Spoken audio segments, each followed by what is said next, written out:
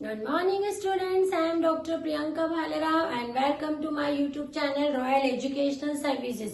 मेरे इस YouTube channel में आपको इंजीनियरिंग मैथमेटिक्स से जुड़ी हर प्रॉब्लम को सोल्यूशन मिलेगा। साथ ही साथ में अदर फील्ड में यूज होने वाले मैथ्स के भी मैं वीडियोस अपलोड करती रहूंगी।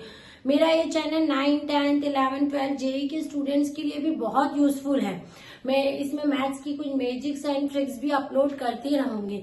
तो जैसे कि मैंने प्रीवियस लेक्चर में डिफरेंशियल इक्वेशंस के बारे में आपको बताया था और उससे उसका जो सॉल्यूशन निकालना है सीएफ के बारे में बताया था, उसके फॉर्मूलेस बताए थे और साथ ही साथ मैंने आपको पर्टिकुलर इंटीग्रल पीआई भी बताया था, जिसका एक फॉर्म में अपने प्रीवियस लेक्चर में बता चुकी हूँ। तो आज हम इसका पर्टिकुलर इंटीग्रल का ही सेकेंड फॉर्म जो है वो करते हैं। पर्टिकुलर इंटीग्रल, ठीक है। हायर ऑर्डर डिफरेंशियल इक्वेशन का ही पार्ट है, जिसका कंप्लीट सॉल्यूशन बनता है y is equals to C F plus P I, complementary function plus particular integral, दोनों को मिला के किसी भी डिफरेंशियल इक्वेशन का जो सॉल्यूशन है वो मिलेगा। तो इसका आज जो हम फॉर्म पढ़ने वाले हैं सेकेंड फॉर्म इसका, फर्स्ट फॉर्म हमने पढ़ा था 1 में डी माइनस अल्फा वाला। अभी हम जो दूसरा फॉर्म पढ़ेंगे कि मान लो हमारे पास में इस टाइप से हो F of D E to the power X. यहाँ हमारा जो क्यू है वो एक्सपोनेंशियल के फॉर्म में हो, ठीक है।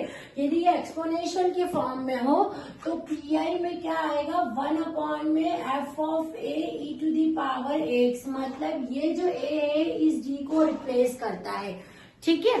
क्या बताया मैंने, ये जो ए है इस डी को रिप्लेस करेगा, मतलब जहां पर डिफरेंशियल इक्वेशन में डी है वहां पर ये एक्स का जो भी कोफिशिएंट रहेगा ना वो उससे रिप्लेस हो जाएगा, ठीक है।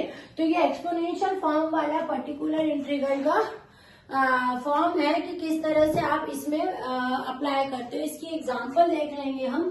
क्वेश्चन है हमारे पास में डी स्क्वायर वाई अपॉन में D X square plus D Y by D X plus Y dy by D X plus Y is equals to E to the power minus X, ठीक है। ये आपको एक डिफरेंशियल इक्वेशन जो है वो दे के रखी है, D square Y upon D X square plus D Y by D X plus Y equals to E to the power X. आपको इसका सॉल्यूशन निकालना है। तो सबसे पहले हमें क्या करना है, मैं आपको बार बार बोलती हूँ कि हमेशा जब भी कोई डिफरेंशियल इक्वेशन आपको सॉल्व करनी है तो डी अपॉन में डी एक्स को कैपिटल डी से रिप्लेस कर दें। क्या करेंगे आप, रिप्लेस डी अपॉन में D X by capital D. सबसे पहले डी अपॉन में डी एक्स को कैपिटल डी से रिप्लेस कर दें, देन ठीक है अपने को क्या मिलेगी, इक्वेशन होगी किस फॉर्म में हो जाएगी, वो डी के फॉर्म में। तो D square Y plus D Y plus Y is equal to E to the power X, ये इस टाइप से इक्वेशन हो जाएगी। अब इसमें से वाई कॉमन ले लेंगे तो ये इक्वेशन कुछ इस टाइप में हो जाएगी, ठीक है। अब इसमें से अब क्या करना है, then replace, now replace D को स्मॉल एम से रिप्लेस करना है। जब भी आप कैपिटल डी तक इक्वेशन ले आएंगे ना कन्वर्ट करके, तो आप उस कैपिटल डी को क्या करेंगे, स्मॉल एम से रिप्लेस कर देंगे। तो ये इक्वेशन कैसी हो जाएगी, M square plus M plus 1 is equal to 0। ये एक आपकी क्वाड्रेटिक इक्वेशन बन गई। अब हम इसका रूट निकालेंगे तो वी यूज द फॉर्मूला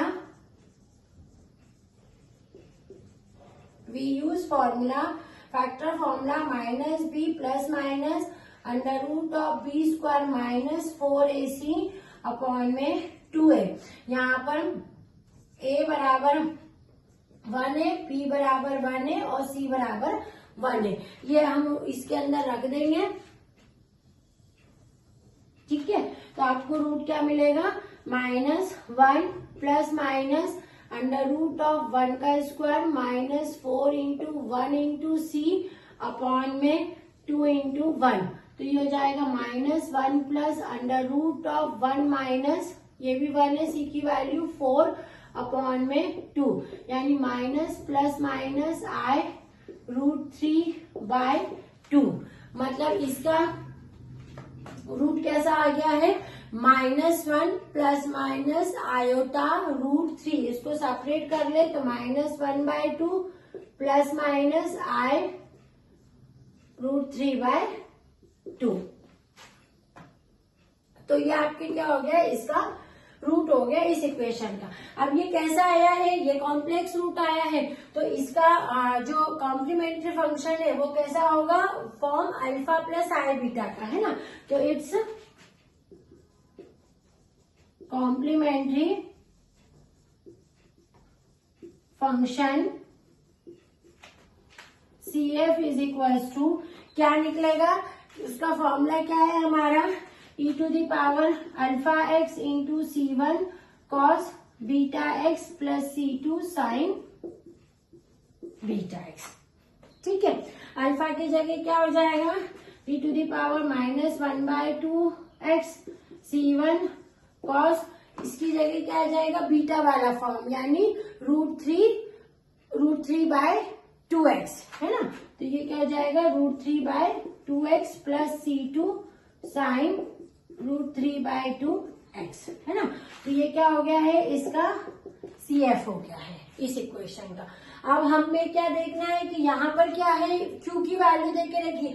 यदि 0 होता है तो आपको केवल कॉम्प्लीमेंट्री फंक्शन तक ही ये सॉल्व करना है, पर यहाँ पर Q की वैल्यू देके रखिए e⁻−x। अब PI निकालने के लिए हम इस Q की वैल्यू को देखते हैं। ठीक है, तो Q की वैल्यू है एक्सपोनेंशियल फॉर्म में, इट मीन्स हमारा PI जो होगा वो ये वाला फॉर्म होगा, 1/f(d) e⁻x equals to 1/f(a) e⁻x है ना। तो अपन इसका PI निकालते हैं, पर्टिकुलर इंटीग्रल PI का फॉर्म लिखा 1/f(d) e⁻x equals to 1/f(a) e⁻x। f(d) की जगह क्या आएगी, ये वाली इक्वेशन जो d के फॉर्म में रहती है, d² प्लस d प्लस 1, तो ये हो जाएगी 1/d² प्लस d प्लस 1, और यहाँ क्या है e⁻x। ठीक है, अब हम क्या करेंगे, यहाँ पर e⁻x यानी यहाँ पर क्या आ रहा है आपका e⁻−1, तो आप यहाँ पर कर देंगे e⁻−x है ना। अब हम क्या देख रहे हैं कि ये कोफिशिएंट से ये डी रिप्लेस होता है, ये कोफिशिएंट से ये डी रिप्लेस होता है ना। तो यहाँ पर किससे रिप्लेस करेंगे, -1 से, -1 से इस डी को रिप्लेस कर देंगे 1/−1 का square plus -1 plus D e⁻−x है ना। तो ये कितना हो जाएगा, हमारा 1/1 -1 प्लस 1 e⁻−x, यानी हमारा PI कितना हो गया है, इसका PI आया है e⁻−x। ठीक है, अब हमारा जो कंप्लीट सॉल्यूशन है y इक्वल्स टू का फॉर्मूला क्या होता है, CF प्लस है ना PI, तो क्या लिखेंगे, hence complete solution of given equation is y equals to CF plus PI। तो y equals to CF का क्या फॉर्म आंसर है हमारा, ये CF है हमारा, तो e⁻−1/2x into C1 cos √3/2x plus C2 sin √3/2x plus PI कितना आया हमारा यहाँ पर e⁻−x। तो ये इस गिवन डिफरेंशियल इक्वेशन का कंप्लीट सॉल्यूशन हमारा आया है। ये फॉर्म है हमारा जब हमारे पास में Q की वैल्यू जो है वो एक्सपोनेंशियल फॉर्म में होती है। तो इस केस में आपको PI जब आप निकाल रहे हैं तो आप क्या करेंगे, जो D की वैल्यू है जो एक्सपोनेंट के साथ में x के साथ कोफिशिएंट है a, उससे ये D का जो है वो रिप्लेसमेंट होगा। ठीक है, तो इस तरह से आपको ये पर्टिकुलर इंटीग्रल फाइंड करना है when exponential function is given at the value of Q की वैल्यू में आपको जब एक्सपोनेंशियल फंक्शन दिखाई दे तो आपको ये फॉर्म इसका लगाना है। ठीक है, अभी हम इसी का नेक्स्ट क्वेश्चन और सॉल्व करते हैं। अभी जैसे आपको इक्वेशन देके रखी है,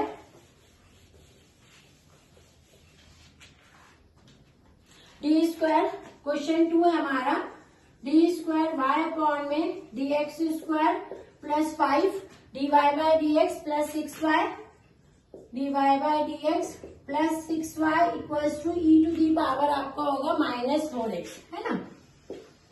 इसी मेथड से सेकेंड क्वेश्चन हम सॉल्व कर रहे हैं। हमको ये वाला एक्सप्रेशन देके रखा है ना, ये वाली डिफरेंशियल इक्वेशन देके रखी है। सेम प्रोसेस हम इसमें करेंगे, हम रिप्लेस करेंगे, रिप्लेस डी अपॉन में डी एक्स को डी से रिप्लेस कर देंगे, तो ये इक्वेशन हो जाएगी D square plus 5d plus 6y is equal to E to the power 4x, है ना। फिर जब आपके पास में d के फॉर्म में इक्वेशन आ जाती है तो आपको उसको m के फॉर्म में कन्वर्ट करना पड़ता है। इट मीन्स आप रिप्लेस कर देंगे, रिप्लेस कैपिटल D को स्मॉल m, हमेशा स्मॉल m से ही करना है उसको, वहाँ कैपिटल M नहीं लिखना रहता है। तो स्मॉल m से करेंगे m square plus 5m plus 6 is equal to 0। ये इसके रूट्स निकालना है, तो m square plus 2m plus 3m plus 6 is equal to 0। m common ले लेंगे तो m plus 2 plus 3 into m plus 2 is equal to 0, तो m इज इक्वल टू -2 और -3। आपके रूट्स कौन से निकल गए, m इज इक्वल टू -2 और -3, ठीक है। डिस्टिंक्ट रूट्स निकले हैं आपके। अब डिस्टिंक्ट रूट्स निकले हैं आपके, तो आपको डिस्टिंक्ट रूट का जो मैंने आपको फॉर्मूला बताया था CF का मेरे प्रीवियस लेक्चर में, वो आपको रिकॉल करना पड़ेगा, है ना। यहाँ लिखेंगे it has distinct roots, so we know that,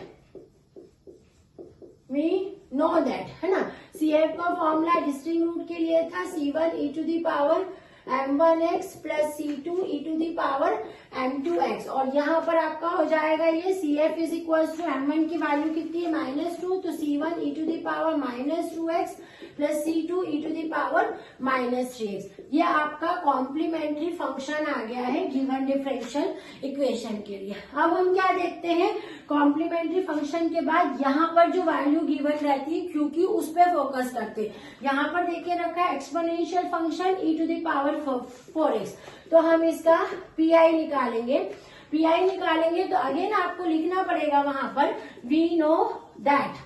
मैं आपको हर बार बोलती हूँ कि जब भी आप मैथ्स में कोई फॉर्मूला, इक्वेशन या एक्सप्रेशन यूज करते हैं तो प्लीज वहां मेंशन करें वी नो दैट। ये लिखने से आपकी जो मार्किंग है वो बहुत अच्छी होती है, और जो चेक करने वाला रहता है उसको क्लियर हो जाता है कि स्टूडेंट ने ये चीज, ये फॉर्मूला यहाँ पर यूज किया है, ठीक है। तो वी नो दैट करके हम PI का जो फॉर्मूला लिखेंगे 1 अपॉन में f of d e to the power x equals to 1 upon में f of a e to the power x। आप ये जैसे ही यहाँ लिखेंगे वैसे ही क्लियर हो जाएगा कि आपने क्या करा है, कौन सा फॉर्मूला यूज किया। अब f ऑफ d की जगह आपके पास में हमेशा क्या होती है, d वाली इक्वेशन, तो आप यहाँ लिखेंगे 1 अपॉन में d square plus 5d plus 6 e to the power 4x, है ना। अब आपका ये PI इस फॉर्म में हो गया। अब हमको क्या करना है, इस 4 से इसको रिप्लेस करना है, क्योंकि हमने फॉर्म यहाँ लिख दिया है तो हम रिप्लेस कर देते हैं। 1 अपॉन में 4 square plus 4 into 5 plus 6 e to the power 4x, ठीक है। अब इसको आप कैलकुलेट कर लेंगे। 1 अपॉन में ये हो जाएगा 16 plus 20 plus 6 e to the power 4x, है ना। तो आप जब भी कोई फॉर्मूला यूज कर रहे हैं तो आपको वहां पर ये चीज ध्यान में रखनी है कि आप वहां पर वो चीज को मेंशन कर देंगे। जैसे कि मैंने PI का फॉर्म यूज किया है तो मैंने वहां मेंशन कर दिया है कि मैं एक्सपोनेंशियल फॉर्म वाला जो है फॉर्म वो यूज कर रही हूँ, और वो यूज करने के बाद मैंने उसमें वो चीज लगा दी है, ठीक है। तो आपको ये चीज ध्यान में रखनी है ना। अब आप इसको कैलकुलेट कर लेंगे तो ये आ जाएगा आपका जो भी आ रहा है 1/42 e⁴x। तो ये जो है आपकी पीआई की वैल्यू है। अभी हम क्या करेंगे, पीआई की जब हमारे पास में वैल्यू आ जाती है और हमारे पास में सीएफ भी रहता है, तो फिर आप वहां पर लिखेंगे has the complete solution of the given equation. Given equation का आपका कंप्लीट सॉल्यूशन है, जो सीएफ का फॉर्मूला लिखेंगे y is equal to c1 e⁻−2x plus c2 e⁻−3x plus 1/42 e⁴x। तो ये उस गिवन इक्वेशन का जो है वो कंप्लीट सॉल्यूशन है। ठीक है, जिसमें आप CF और PI दोनों को कंबाइन करके लिख रहे हैं। इसको आप थोड़ा सा नोट डाउन कर लेंगे।